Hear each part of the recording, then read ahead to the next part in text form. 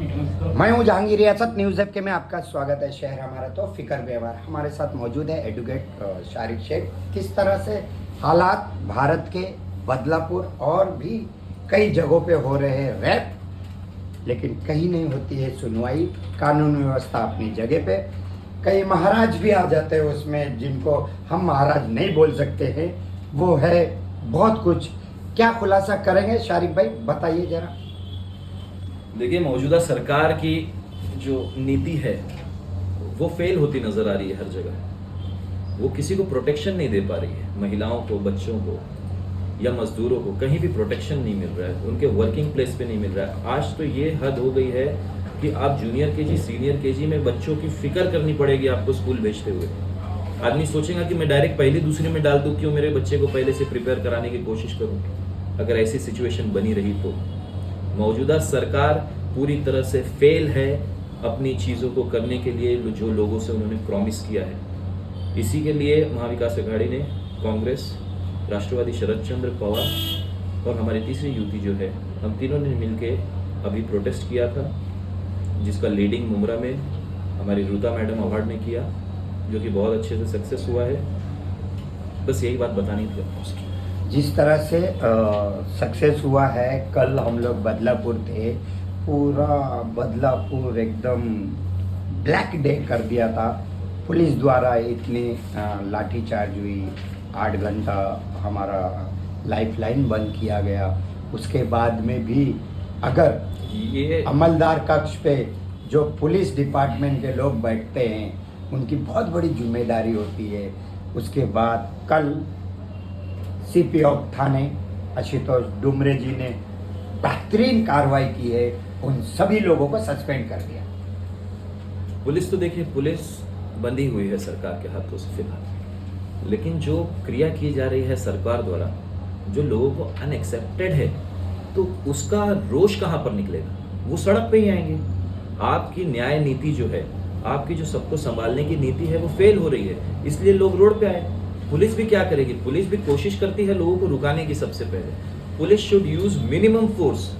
जब कोई मॉब रहता है तो मिनिमम फोर्स उनको यूज करना है। अभी आप देखिए, जब ये वक्फ बोर्ड का बिल का प्रेजेंटेशन हुआ था, तब हमारे उद्धव ठाकरे साहब के घर के बाहर मुसलमानों ने नारा दिया था, बराबर। अब वही शिवसेना, जो शिंदे शिवसेना है, जब मोहम्मद सल्लल्लाहु अलैहि वसल्लम पे रसाकशी की गई, उनके बारे में उल्टी सीधी बात की गई, तब उनके घर का घेराव क्यों नहीं किया उन्होंने मुसलमानों ने? उनकी मुसलमानता सिर्फ वक्फ बोर्ड से है क्या? नबी की शान के ऊपर उनका कुछ भी नहीं कहना है?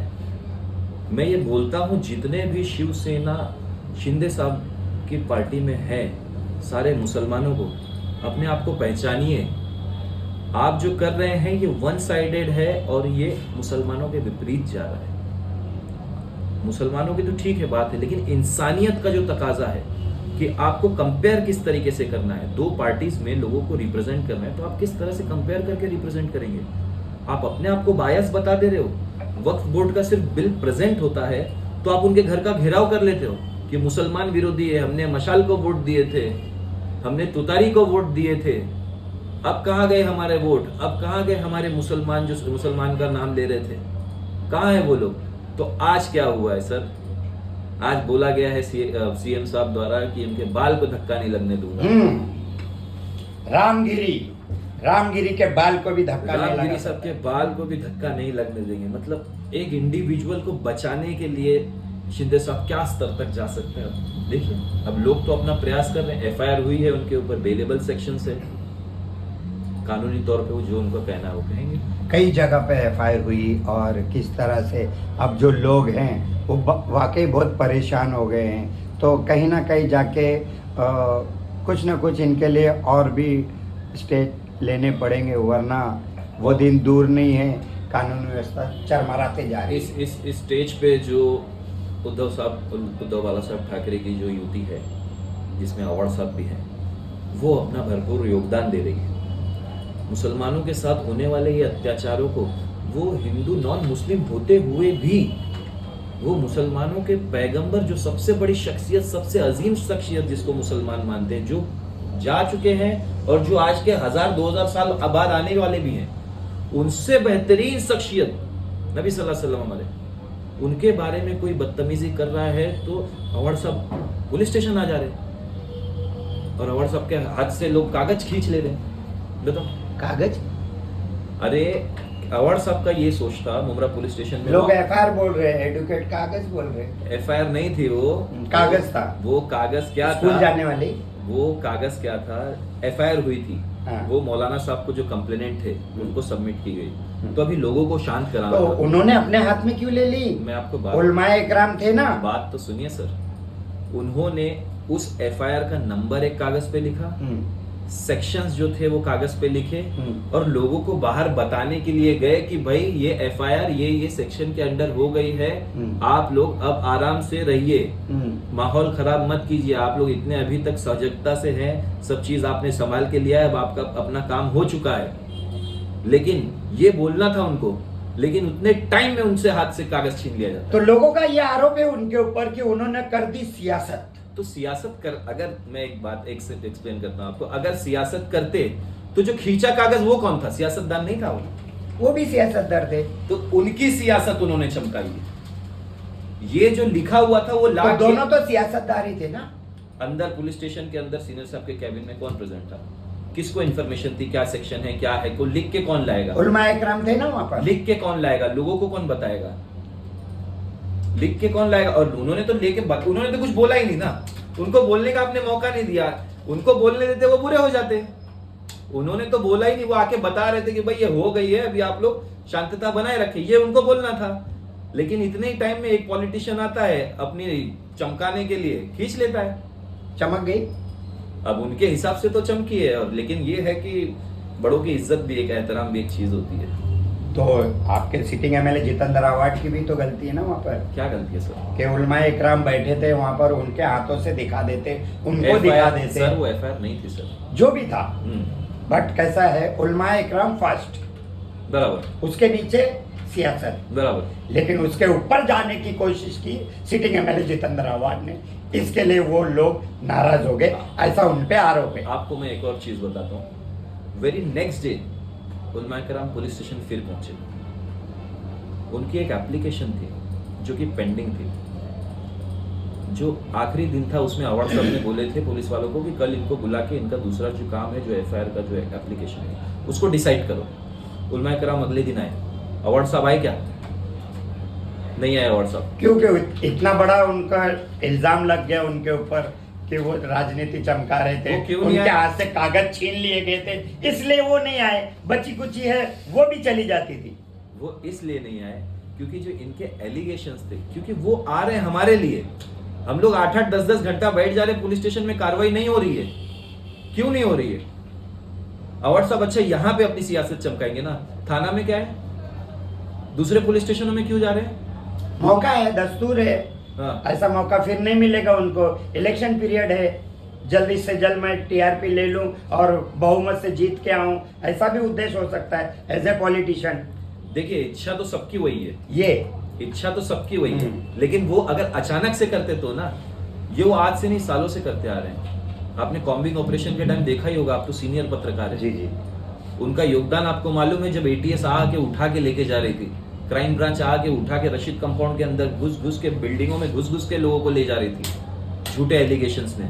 तो अवार्ड साहब ने रुकाए वो सारी चीजें। उस टाइम पे भी उन्होंने सियासत की थी। सिटिंग एमएलए जितेंद्र आवाड ने, अब मैं आपको लेके चलता पॉइंट पे, इशरत जहां के केस के अंदर पहले थे अबू आजमी, उसके बाद में इन्होंने ले लिया वो केस अपने हाथ में, फिर उसको नहीं दिला पाए इंसाफ और हो गया बहुत कुछ। देखिए, एक सियासतदान तो होता ही है, साथ ही साथ एक इंसान भी होता है। वो इंसानियत के नाते भी कहीं जा रहा है तो उसको सियासतदान बोलना ये सही बात नहीं है। उनके पर्सनल रिलेशन भी है, उनका घर भी है, उनका परिवार भी है, वो सब छोड़ना किसी को मंजूर नहीं है। मैं भी यही चाहता हूँ। वो क्यों छोड़ दिए फिर? आधे में क्यों छोड़ दिए इशरत जहां का केस? आगे क्यों नहीं दिखे तुम्हारे सिटिंग एमएलए जितेंद्र आवाड? ये सिर्फ आपको जानकारी शायद कम होगी इस बारे में। इशरत जहां का मैटर अवार्ड साहब कंटिन्यू फॉलो कर रहे हैं, पक्का 100%। देखो कमेंट आने वाले आपको, आप उनसे पूछिए, जो आपको प्यारा प्यारा मैसेज लिखेंगे ना, उनको आप जवाब देना। प्यारे प्यारे मैसेज पे एक चीज और, 4-5 यूजर आपके ऐसे हैं जो मतलब पेड यूजर हैं। अच्छा वो मतलब बैड कमेंट्स ही करेंगे और वो कमेंट्स कोई देखता भी नहीं है उनके। अच्छा हाँ, ये हर मतलब वो चैनल काम अपना ईमानदारी से वो करते अपना हैं, ईमानदारी पैसा से- कुछ नहीं लेते। जितनी पगार है उनकी दूसरी तरफ से, दूसरे लोगों की तो किसकी तरफ से पगार होगी उनकी कि भाई एनसीपी का कुछ भी चले, इंसानियत मैं का तो कुछ सुना भी था चले। पगार कुछ नहीं लेते, काम बड़ा ईमानदारी आपको से करते हो। जो भी है, जो अल्लाह बेहतर जाने। तो वो 4-5 यूजर ही, उनको 4-5 यूजर को डिलीट कर दो तो इंसानों वाले कमेंट्स आएंगे जो इंसान सच में हाँ या ना, अच्छा है गलत है, बुरा है सही है, ये बात। बुरा है और सही है ना। हाँ। 4-5 की आपने बात की, हाँ। मैं एक की बात करता हूँ। हाँ। आपके अवार्ड साहब को बोलिए बीजेपी का नाम लेना बंद कर दे और सियासत करे और जीत के दिखाए। बीजेपी का नाम लेना छोड़े, यही तो मैं बोल रहा हूँ, यही तो मानसिकता है। बीजेपी को छोड़ो, बीजेपी को माफ कर दो, बीजेपी कुछ माफ गलत- मत करो, तो आप तो यही बोल नाम रहे हैं। लेना मत बंद करो। अरे नाम लेना कैसे छोड़ेंगे सर? उसी जिसकी से सरकार जीतना है, जो जवाबदेह है, उसकी तो जिम्मेदारी बनती है ना। हम थोड़ी सरकार में हैं। सरकार में बीजेपी है तो बीजेपी जवाबदेह है ना। हम कैसे जवाबदेह हैं कोई चीज की? सरकार किसकी? बीजेपी की। पुराना किसको है? उनको, लोगों को पुराना है, नहीं पूरा पा रहे, उसी की तो लड़ाई है कि भाई 2 लोगों को करके ये सब सुविधाएं दो, रोड बनाओ, ये करो वो करो। ये अपोजिशन का काम अवार्ड सब परफेक्टली कर रहे हैं। लोगों का ये कहना है कि इलेक्शन आया तो सुबह शाम प्रेस कॉन्फ्रेंस में गुमराह कर रहे हैं तुम्हारे सिटिंग एमएलए जितेंद्र असल क्या आवाज। हो गया, इलेक्शन आया ना तो लोग जागरूक हो जाते हैं। हम्म। जब लोग जागरूक हो जाते हैं तो न्यूज देखते हैं। हाँ न्यूज देखने की वजह से उनको समझ में आता है चीजें क्या हो रही है। हम्म। ये हो रहा था पिछले 2.5 साल से, ये 2.5-3 साल से चालू है बीजेपी से लड़ाई। कोई आज की लड़ाई थोड़ी है। अवार्ड सब पे एट्रोसिटी का केस क्या आज हुआ है? बीजेपी की लड़ाई है ना, बीजेपी आप से- मानते हो बीजेपी से लड़ाई है। Yes. सिटिंग एमएलए जितेंद्र आवाज की। Yes. जनता को क्यों परेशान कर रहे मुमरा के अंदर? अच्छा, ये मुद्दा ला रहे, वो मुद्दा ला रहे, ये कर रहे, वो कर रहे। आज हमने दोपहर में देखा रिहान भाई की और एसडीपीआई पार्टी की हो गई अच्छा। खरपुर। नहीं मुझे आइडिया न्यूज बारे में। हाँ, तो अब कैसा हो गया है, पहले तो आपके साहब को जिताना है आप लोगों को, हम्म। फिर उसके बाद में वो नगर सेवक जीतेंगे। हमें ऐसे नगर सेवक चाहिए मुमरा शहर के अंदर आजाद उम्मीदवार से जीते, ना कि सिर्फ साफ टिकट देंगे तो जीतेंगे, साफ टिकट देंगे तो जीत के 5 साल फिर घर में बैठने। ऐसे नगर सेवक अब नहीं चाहिए। हर आदमी की इंडिविजुअल कैपेसिटी होती है। कोई क्या आप भी वैसे ही करने वाले हो? मेरे चाहने से या आपके चाहने से मैं क्या या आप भी ऐसी सोच बनाए हो कि मुझे भी साफ टिकट दे दे, मैं उनकी वाहवाही करते रहूं अगर- और मैं भी नगर सेवक बन जाऊं? अगर मुझे इलेक्शन लड़ना है हाँ, तो मुझे लड़ना है। अब मुझे किससे लड़ना है, कैसे लड़ना है, वो मेरा डिसीजन है। मुमरा में तो यही चल रहा है कि साफ टिकट दे देंगे मैं जीत जाऊंगा। देखिए क्या होता है, जो पॉलिटिकल पर्सनैलिटी मुमरा में काम कर रही है वो वाहिद है, वो अवार्ड साहब। हाँ तो जब इलेक्शन लड़ रहे तो इलेक्शन मतलब ही पॉलिटिक्स होता है। तो अवार्ड साहब के साथ जिसका नाम जुड़ा होगा वो नगर सेवकों में 1000+ से ही चालू करेगा सर। वो तो आ गई ना बात, लेकिन अभी तो जिताना है और जीतना है सर। आप चीजों को मर्ज मत कीजिए। अच्छा, आप सिंगल चलो question- ठीक है, आपके सिंगल हिसाब से question- चलता हूँ आगे। Single question single answer. मैं आपके फीलिंग से ही आगे चलता हूँ। जी जैसे कि अभी नगर सेवक का इलेक्शन तो है ही नहीं, बराबर। उचित नगर सेवक जो हैं, बनने वाले हैं, हम्म। जीतने वाले हैं, होने वाले हैं, वो परेशान क्यों नजर आ रहे? जो परेशान है उससे पूछो, उसका आइडिया मैं कैसे दूं? जो परेशान है वो बताएंगे ना वो क्यों परेशान है। मैं कहाँ से बताऊं? मैं तो खुश हूं और मैं नगर सेवक भी नहीं हूँ। पॉइंट टू पॉइंट बात करेंगे। Point two education। पॉइंट। मैं तो नगर सेवक नहीं हूँ।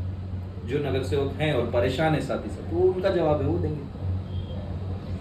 आपका जवाब क्या है जनता के लिए? चलो आप बताइए, देखिए मेरा क्या करने वाले हो मुमरा की जनता के लिए? अब आप बताइए, एज ए पॉलिटिशियन क्या करने वाले हो? I am not the politician. हाँ, I am not the politician. I am अच्छा। द लीगल एडवाइजर वो भी ठीक है, एनसीपी पार्टी, वो भी मान लिया। जो लोगों के लिए सही है। एनसीपी पार्टी ना? यस सर, हाँ, एनसीपी शरद चंद्र पवार साहब की पार्टी। एनसीपी एसपी बोलो आगे। यस, हाँ। एसपी। हम्म, उनका मैं लीगल एडवाइजर हूँ, कलवा उमरा का। अच्छा, मैं लीगली एडवाइस करता हूँ उनको चीजों पे। समाज के लिए क्या दिखाना चाहते हो आप? समाज के लिए जो आईना है वो दिखाना चाहता हूँ। जो सच्चाई है बीजेपी की, जो नजीब मुल्ला की सच्चाई है वो दिखाना चाहता हूँ। हम्म, जो कमल लेके घड़ी पहने हुए हाथों में घूम रहे हैं उनकी सच्चाई दिखाना चाहता हूँ। उनकी सड़क से 2 गाड़ियाँ पास नहीं हो सकती एक साथ। ऐसे और ऐसे आप गाड़ी क्रॉस नहीं कर सकते। 15 अगर वो कैंडिडेट है तो, नहीं तो इतना बोलना भी वेस्ट है उनके लिए। अगर वो कैंडिडेट होते हैं, मेहनत करके टिकट खींचतान के कहीं से लेके आते हैं, तो उनके लिए ये कहना है आपकी गाड़ी और आपके मित्र की गाड़ी आप क्रॉस करके दिखाइए। चलो ये तो आपको पिछले जानकारी इंटरव्यू में के लिए आपने बोला आपको था। जानकारी- और क्या डिटेल्स है राबोड़ी की आपके पास, ये बताइए। सिर्फ आपने वही रोड की बात बता दी, फिर एक बार रिपीट कर दिया। सर कुछ नया लाओ। नया लाता हूँ। नया ये है कि जो स्लॉटर हाउस है, हाँ। कहाँ पे? राबोड़ी में। वो किसने बनाया सर? हाँ, थोड़ा गंदगी पड़ी रहती साहब। किसने बनाया है, मैं पूछ रहा हूँ आपसे। महानगर पालिका, जानकारी लीजिए। जितेंद्र आवाड ने बनाया क्या? अंग्रेजों के टाइम का है वो। अच्छा। अंग्रेजों के टाइम से वो स्लॉटर हाउस वहां पे चल रहा है। हाँ तो और वो बता के आपकी हमने राबोड़ी का विकास किया, हमने स्लॉटर हाउस लाया राबोड़ी में। मुमरा के लोगों को आप गुमराह कर रहे। जब हम राबोड़ी में ला सकते तो आप मुमरा में क्यों नहीं ला सकते? तो अंग्रेजों ने लाया हुआ स्लॉटर हाउस नजीब मुल्ला ने लाया, कब से हो गया? सियासतदार सियासत की बात करेगा। वो करे, मैं बता रहा हूँ सच्चाई ना। वो सियासत करे, मैं सच्चाई बता रहा हूँ। स्लॉटर हाउस अंग्रेजों ने लाया, अंग्रेज के टाइम का है। शारिक भाई, लेकिन बात यहाँ खत्म नहीं हो रही ना। आरोप प्रत्यारोप, आरोप हो रहे हैं, हाँ। प्रत्यारोप नहीं हो रहा है। आवाड साहब ने एक भी रिएक्शन नहीं दिया है नजीब मुल्ला को। अच्छा, टीआरपी नहीं देना चाहते? किस चीज की? तो क्या उनको बढ़ावा मिल जाएगा? वो कैंडिडेट ही नहीं है, तो बाकी लोग कहाँ हैं? राजन किने साहब कहाँ हैं? हाँ। और अभी तो कांग्रेस के पूर्व क्या नाम है, नईम खान साहब, ये भी चले गए। तो मेरे को लग रहा है कहीं नजीब मुल्ला को बाईपास करके वो टिकट न ले आए। जो टिकट लाएगा उसको अपोज करेंगे फिर वो हिसाब से। अभी तो वेस्ट है नजीब मुल्ला के खिलाफ। ये आपका कहना है? Yes, 100% waste. जिस तरह से अब शहर के अंदर चर्चा है कि सभी लोग, सभी नेता सक्रिय हो गए हैं, काम करने में लगे हुए हैं, वो वहाँ पर टीआरपी ले रहा है, वो वहाँ पर टीआरपी ले रहा है, लेकिन अब कंफ्यूज कर रहे हैं जनता को बीजेपी का नाम बोल बोल के। माझी लाडली योजना बीजेपी लाके दे रही है, तो वो मना कर देवे। लोगों का पैसा लोगों तक पहुंचाया जा रहा है, लेकिन ये एक ही पॉलिटिकल पार्टी क्यों कर रही है? जो पैसा अनऑफिशियली वो लोग इलेक्शन के टाइम खर्चा करते थे, अभी ऑफिशियली आपसे पैसा लेके लोगों के अकाउंट में डाल रहे हैं अपना बेनिफिट बढ़ाने के उनके लिए। पास टैलेंट है, आप लोगों के पास नहीं है। अपनी वाहवाही बढ़ाने के लिए टैलेंट है उनके पास। ठीक है, उनका ये टैलेंट उनको मुबारक। ऐसा टैलेंट तो हमारे पास नहीं है कि 1,500 दो और हमारी घर में बहन बेटियां सुरक्षित न रहे। ऐसा तो मैं नहीं मानता कहीं। वकील साहब, आप कैसा समझाएंगे भोली वाली जनता को? देखिए, ये हाई टाइम है, जाग जाइए, बीजेपी से जाग जाइए, कानून व्यवस्था से जाग जाइए, क्रिमिनलों से बचिए, पुलिस का सहयोग करें, म्युनिसिपल कॉरपोरेशन का सहयोग करें, इंटीमेशन करें पुलिस को, महानगर पालिका को काम करने के लिए। आपके लोकल जो पॉलिटिशियंस है, जो आपके लिए वोट मांगने आते हैं, जब आपके पास वोट मांगने आते हैं तो उनसे सवाल कीजिए आपने क्या किया है। तो ये आपका मत है, आपका अधिकार है, आपको क्या करना है ये सिर्फ और सिर्फ आपका डिसीजन है और किसी और का नहीं। सही है साहब, सबको समर्थन कीजिए, सबको समझाइए, सब डिपार्टमेंट को समझिए, ऐसा वकील साहब का कहना था। देखिए, एक बात तो ये समझना पड़ेगी आपको कि बीजेपी ने जिस तरीके से आज देश के माहौल को ख़राब कर दिया है, इसमें कोई भी सुरक्षित नहीं। और मैं भी वही देख रहा था कि एक कमेंट आया हुआ है कि मामा पैसे नहीं सुरक्षा पाहिजे। और आपको ये बताना चाहूँगा कि जो बदलापुर का इंसिडेंस इतना हिंसक क्यों हो गया। एकनाथ शिंदे वहीं थे और उनको ये भी ज़रूरत नहीं समझ में आई कि 2 बच्चियाँ जो एक स्कूल के अंदर है, उनके साथ जिनसी ज़्यादती होती है। बच्चियों को तो उसके बारे में मालूम भी नहीं। तो ऐसे टाइम पे इंसानियत के नाते, सीएम होने के नाते नहीं जाते, भले इंसान बन के चले जाते, क्योंकि सीएम होते हुए उन्होंने एक समाज को जिस तरीके से धुतकारा है, रामगिरी महंत के मैटर के अंदर, वो महंत जो है मुसलमानों को उनके नबी के बारे में गलत तरीके से पोर्ट्रे करते हुए एक बयान देता है। और सीएम जो है वो सीएम है ना इस देश की, मतलब इस स्टेट के सीएम है वो, इस देश के कानून के तहत उनको सबका साथ लगना है, लेकिन वो बोलते हैं कि इनके बाल को भी धक्का लगने नहीं दूंगा और इन्होंने जो बोला है उसके ऊपर वो हट दर्मी से कायम रहते हैं। ये उनकी मानसिकता थी, लेकिन इस वक्त तो वो बच्ची थी। मैं किसी भी तरीके से ना इसमें धर्म लाना चाहता हूँ, ना ही कोई राजनीति लाना चाहता हूँ, लेकिन सीएम को उस वक्त वहाँ चले जाना चाहिए था। सीएम वहाँ नहीं गए, जिसके से लोगों में आक्रोश बढ़ा।